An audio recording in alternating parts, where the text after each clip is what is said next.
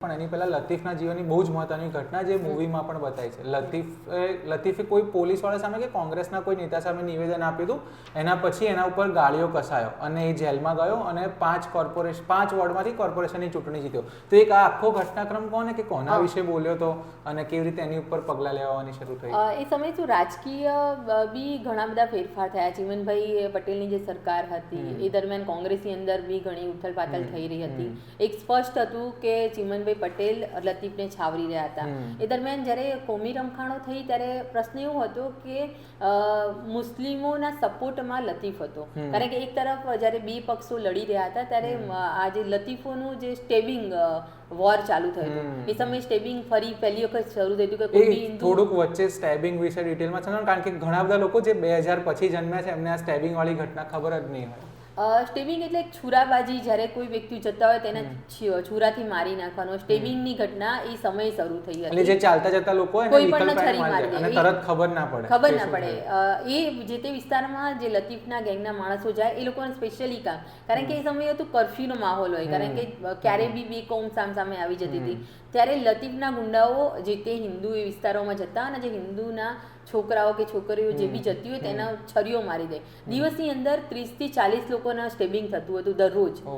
Continue વસ્તુ ચાલ્યું. તો એક બાજુ હિન્દુઓમાં બી રોષ હતો, કારણ કે લતીફ કરાવી રહ્યો હતો, પોલીસને પણ ખબર હતી, હિન્દુઓને બી ખબર હતી. અને એ સામ્રાજ્ય એ સમયે એવું હતું કે જેનો ફાયદો બીજેપીને પણ થયો. એટલે બીજેપી વખતે હિન્દુઓ માટે એક લડત ઊભી કરી હતી. કહેવાય છે 1980 પછી જે રીતના બીજેપી ધીમે ધીમે આગળ વધી રહ્યું હતું, તેનું સંગઠન વિશ્વ હિન્દુ પરિષદ દ્વારા જે રીતના લોકોને એક હિન્દુ તરીકેની જે ઓળખ જે ઊભી કરી હતી, 1985માં જ્યારે રમખાણો થયું તેનું પ્રમાણ વધી ગયું હતું. કારણ કે જ્યારે રમખાણોના 2 વર્ષ પસાર થઈ ગયા હતા અને એ વખતે સરકારને બી એટલી ખબર પડી ગઈ હતી કે લતીફ વિરુદ્ધ બી આક્ષેપો થઈ રહ્યા હતા. એટલે એ સમયે કોંગ્રેસે બી લતીફ ઉપરથી હાથ થોડો લઈ લીધો અને જેના કારણે પોલીસે એનું અરેસ્ટ કર્યું. એ સમયે કોંગ્રેસ એવું હશે કે મુસ્લિમ મતદાતા તો એની પાસે જ છે. હિન્દુઓની નારાજગી હતી, સ્પષ્ટ હતી, કારણ કે લતીફનું સ્ટેબિંગ વોર અને સાથે આજે પ્રકારે હિન્દુઓ પર અત્યાચાર થતા હતા. પોલિટિકલ ઇક્વેશન બદલાયા અને એમ લતીફની ઉપર પણ ગાળીઓ કસાવાની શરૂઆત. એટલે કોંગ્રેસને એ સમયે એવું હતું કે મુસ્લિમ મતદારોના કારણે તેની સરકાર કોર્પોરેશનમાં એ સારું એવું મળશે. પણ લતીફે એ સમયે એવું કર્યું કે એ બી જેલમાં હતો, પણ એના બી પોતે કારણ કહેવાય છે કે લતીફ વખતે મસીહા તરીકેની બી ઓળખ હતી. કારણ કે જ્યારે કોમી રમખાણોની થયું હતું ત્યારે લોકોની જે જીવનશૈલી ઘણી બદલાઈ હતી. કર્ફ્યુના કારણે લોકોને મદદ કરવા માટે એના માણસો હતા, કારણ કે જે પૈસા કમાતો હતો એમાંથી થોડું ઘણું એ દાન બી કરી લેતો હતો, વાપરતો હતો. એટલે એ પોતાની બી ચાહત જાણવા માંગતો હતો કે શું લોકોના મારા પ્રત્યે શું છે. એટલે એ જ્યારે જેલમાં હતો ત્યારે જ તેણે 5 જેટલી સીટો પર એને કોર્પોરેશનની દાણી લીમડા, રાયખડ છે, પછી દરિયાપુર, કાલુપુર, એવી 5 જેટલી જે સીટોમાં એને ભર્યું. ત્યારે પ્રચાર કરવા પણ નતો ગયો અને 5 સીટો પર એ જંગી બહુમતથી જેલમાં બેઠા એક પણ પ્રચાર નહીં. અને એટલે આ કદાચ એની લોકપ્રિયતા હતી કે આપણી નજરમાં કે સામાન્ય માણસની નજરમાં ભલે ગુંડો હતો કે ટેરરિસ્ટ હતો, પણ એમના વિસ્તારમાં તો લોકો એમને રોબિન હુડ તરીકે જેને ઓળખતા હતા. અને એ વખતે બીજેપી માટે બી એ ઇલેક્શન ખૂબ જ ફાયદાકારક રહ્યું, કારણ કે હિન્દુત્વનું જે કાર્ડ તેમણે જે એ સમયે શરૂ કર્યું હતું ને એમાં લતીફ પણ એક મુદ્દો હતો. એના કારણે 1987 સમથિંગ એ દરમિયાન કોર્પોરેશનમાં બીજેપીને એક સારું એવું મળ્યું ને. કદાચ કોંગ્રેસને એ વખતે આમ કહેવાય ને સુપડા સાહેબ જેવી પરિસ્થિતિ સર્જાઈ હતી. એ 1987 પછી 19માં આજે કહી શકાય કે લતીફ અને દાઉદ વચ્ચે જે મિત્રતા થઈ ને તે 19માં થઈ. 90 પછીનો જે સમય છે ને એ લતીફના અંત સુધી જાય. હા, બિલકુલ.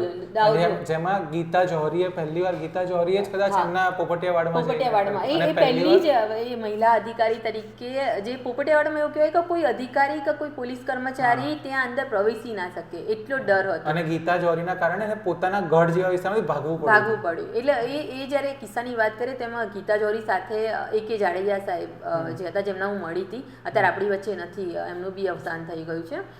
એ ત્યારે DYSP હતા.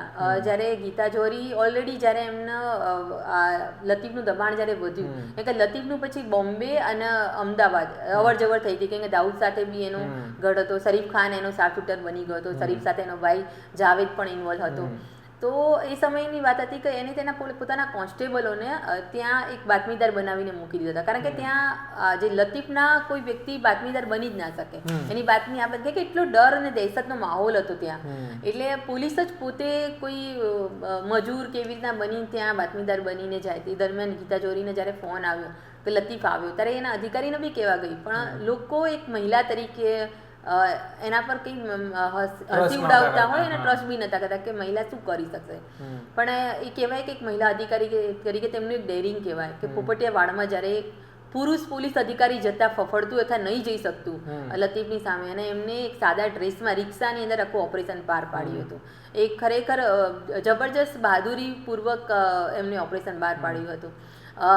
હું જે અધિકારીને મળી કે જાડેજા, એ પણ એમની સાથે હતા. એમને મને આખી જ્યારે વાત કરી કે શું બન્યું હતું, જ્યારે ગીતા જોરીને આ પ્રકારે જ્યારે મેસેજ આવ્યો તો ગીતા જોરીએ કે જાડેજાને પણ કહ્યું નહોતું કે આપણે ક્યાં જઈ રહ્યા છે.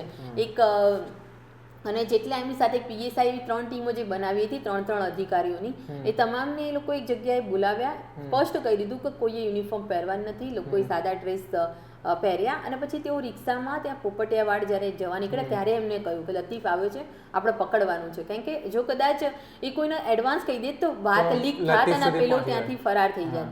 તો એ લોકો રિક્ષા લઈને અંદર ગયા અને એ સમય બી સામાન્ય મુસાફરની જેમ એ લોકો નીચે ઉતર્યા. ત્યારે જોયું કે શરીફ ખાન એનો ભાઈ જાવેદ હતો, લતીફ પણ એ સાઈડ હતો. પણ જ્યારે ગીતા જોહરી જ્યારે તેની પાસે ગયા એ દરમિયાન લતીફ કંઈક અંદર ગયો અને ગીતા જોહરીએ જે શરીફ ખાન ઉપર જે રિવોલ્વર ટાંકી અને એ બંને ભાઈઓને પકડાય. કે જાડેજા બી ત્યાં પહોંચ્યા હતા, એમને બી તપાસ કરી અંદર લતીફ છે કે નહીં. પણ લતીફને ભાગવું પડ્યું, એ કે દરિયાપુર એનું બાળપણનું જે કહેવાય, એટલે એને ખબર હતી ક્યાં ભાગી શકાય, કેવી રીતના એ ધાબાઓ કૂદીને એનો ભાગ્યો એ સ્પષ્ટ દેખાયું. પણ એકે જાડેજા પહોંચે તે પહેલાં એ ભાગી ગયો હતો. એ સમયે એવી પણ વાત હતી કે કારણ કે દરિયાપુર પોપટિયાવાડ એટલે લતીફના જ માણસો કહેવાય, આખું વાડ જ એનો ગઢ જ હતો પૂરેપૂરો. એટલે એ સમયે લોકો બી એકઠા થઈ ગયા. પોલીસ માટે એક ચેલેન્જ હતું કે શરીફ ખાન જે શાર્પ શૂટર જે હતો એને પકડવાની એક સફળતા તો હતી, પણ એને બહાર કેવી રીતના લઈ જવો. કેટલા જે રીતના વાત કરી કંટ્રોલમાં અનેક વખત ફોન કર્યા, તેમ છતાં બી પોલીસ આવી નથી. એકે જાડેજા સાહેબે જ્યારે મારી જોડે વાત કરી ત્યારે એ લોકો બી વિચારતા હતા કે આના કેવી રીતના લઈ જવો. અને બીજું એમની મોતનો જોખમ બી હતો. એક તરફ ટોળો હુમલો કરી રહ્યો હતો, પણ એમની સાથે રિવોલ્વર હતી, તો રિવોલ્વરના કારણે ટોળો થોડા દૂર રહેતા હતા. પોલીસને અનેક વખત ફોન કર્યો કંટ્રોલ રૂમમાં, ત્યાં સુધી કોઈ મદદ માટે આવતું નતું. તમામ પોલીસ આવી ગઈ હતી, પણ બધા પોપટિયાવાડની બહાર તંબુ ચોકી પાસે જ ઉભા હતા. બધા અધિકારી, અમદાવાદ શહેરના તમામ અધિકારીઓ આવી ગયા હતા, પણ કોઈ અંદર જ નતું આવતું. અંદર ફક્ત 3 જણા જ હતા, એકે જાડેજા સાહેબ, ગીતા જોહરી અને એક પટેલ પીએસઆઈ હતા. દહેશત હતી કે પોતાના જ માણસોને, પોતાના સ્ટાફને બચાવવા પોલીસ એક કદમ નથી આગળ વધી. એ દરમિયાન સતત જ્યારે આ પ્રકાર પોલીસ કારણ કે એમની પાસે ના કોઈ વ્હીકલ હતું, એ લોકો રિક્ષામાં આવ્યા હતા. બહાર નીકળે તો ટોળા ઓલરેડી એટેક કરે, પેલાના ભગાડી શકે, તો એ લોકો એક જગ્યા પર ઉભા રહે, રાહ જોઈને ઉભા રહ્યા, કદાચ કોઈ પોલીસની મદદ મળે. ત્યારે એકે સુરેલિયા સાહેબ હતા, ડીસીપી, એમને આજે કંટ્રોલનો મેસેજ જ્યારે વાયરલેસ તમામ ગાડીઓમાં જ્યારે સંભળાય તો એ ગાડીમાં એ સાંભળીને પોતે ત્યાં પહોંચી ગયા. જ્યારે ત્યાં પહોંચ્યા તો જોયું તો બધા અધિકારીઓ તંબુ ચોકી પાસે ઊભા હતા. કે એ બી બહુ પ્રમાણિક નિષ્ઠાવાન અધિકારી હતા. એમને જોયું કે કોઈ ત્યારે ખબર પડી કે ગીતા જોહરી ત્યાં ફસાયા છે. એક મહિલા અધિકારી જ્યારે ત્યાં ફસાવ્યા હોય અને પોલીસ ખાતું જે પોતાના 3 અધિકારીઓ ખબર છે કે એમનો જીવનો જોખમ, તો પણ એ ત્યાં જઈ નતા શકતા. એટલે તમે વિચારી શકો લતીફનો કેટલો ડર હશે. લતીફના સાથે તેના લોકોનો ડર બી એટલો હતો કે એ લોકો એટેક કરી શકે, અને એ લોકો કરતા હતા એટેક. એટલે જ્યારે ત્યાં અધિકારી એકે સુરેલિયા સાહેબે ગાડી, એનો ડ્રાઈવર ને એકે સુરેલિયા, એની પાસે બી કોઈ ફોર્સ નહીં, એ અંદર ઘૂસી ગયા ગીતા જોહરી પાસે, એ જેનું ઘર હતું.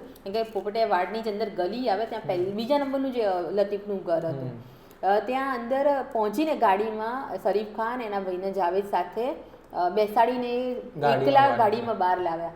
એટલે બી અધિકારીનું એક ડેરિંગ હતું, જે એમ કહેવાય કે જેણે પોતાના જીવ જોખમે બહારથી અંદર પ્રવેશ્યું આ લોકોને બચાવવા.